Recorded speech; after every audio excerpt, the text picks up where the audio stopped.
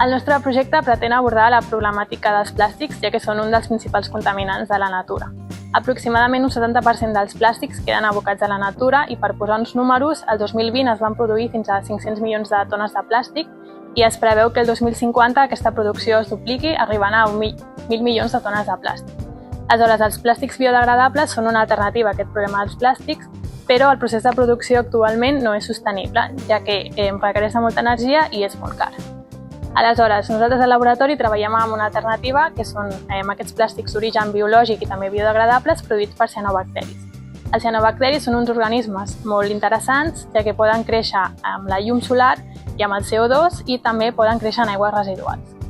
Però, malauradament, la producció natural de bioplàstics és encara molt baixa. De manera que nosaltres al laboratori hem treballat amb una alternativa, que és un procés de producció de bioplàstics en aquests cianobacteris, que ens ha permès aconseguir bioplàstics amb un percentatge bastant elevat i molt prometedor.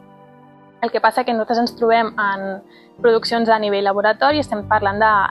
bioreactors que són de 2 o 3 litres.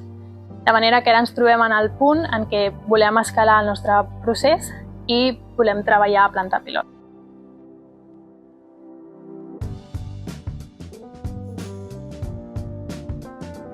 Gràcies al programa BlueNet-Val, el que hem aconseguit és poder fer un estudi de patentabilitat de la nostra tecnologia per poder veure l'impacte en el mercat i també poder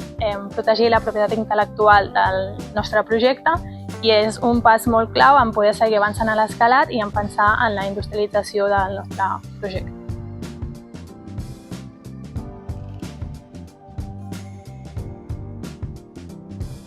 Doncs gràcies al programa BlueNet-Val hem pogut fer un estudi de patentabilitat de la nostra tecnologia, veient quin és l'impacte en el mercat i també la protecció de la nostra propietat intel·lectual, que és un punt clau per poder escalar la nostra recerca, sortir des del món acadèmic al món industrial